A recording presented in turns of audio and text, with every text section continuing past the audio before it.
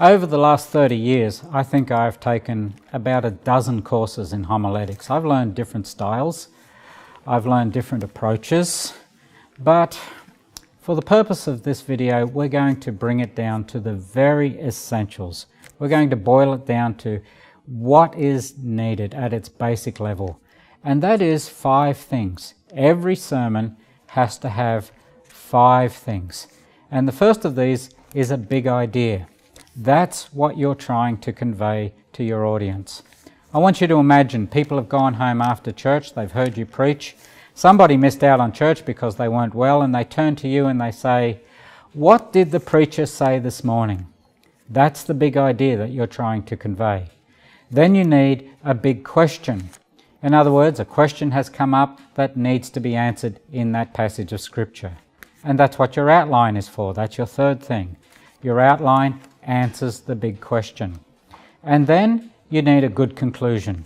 Not one of my best points, might I add. All of my teachers said, "Jeffrey, you need to learn how to conclude. Tell us what it is you want us to do." And then finally, you need to come up with a key word. And that is the theme or the topic of your sermon. Now, let's use an example from Paul's ministry.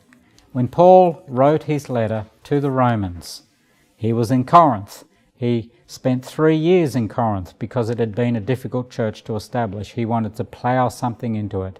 And I imagine that his letter to the Romans was very, very similar to what he was preaching on a Sunday morning. If you look at chapter 1 and verse 16, Paul says something very simple. He says this, "I am not ashamed of the gospel." Let me repeat that.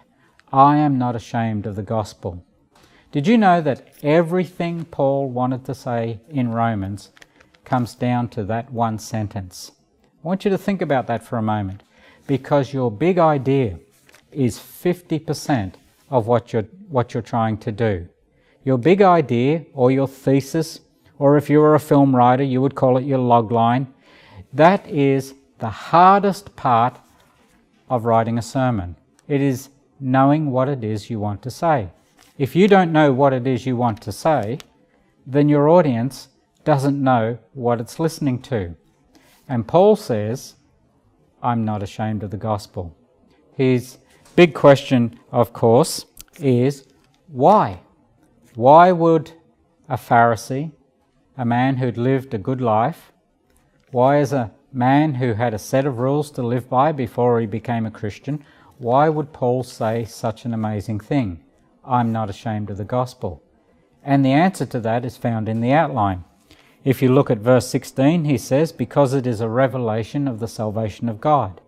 If you look at verse 17, he says, "Because it is a revelation of the righteousness of God." And then he begins to talk about justification by faith.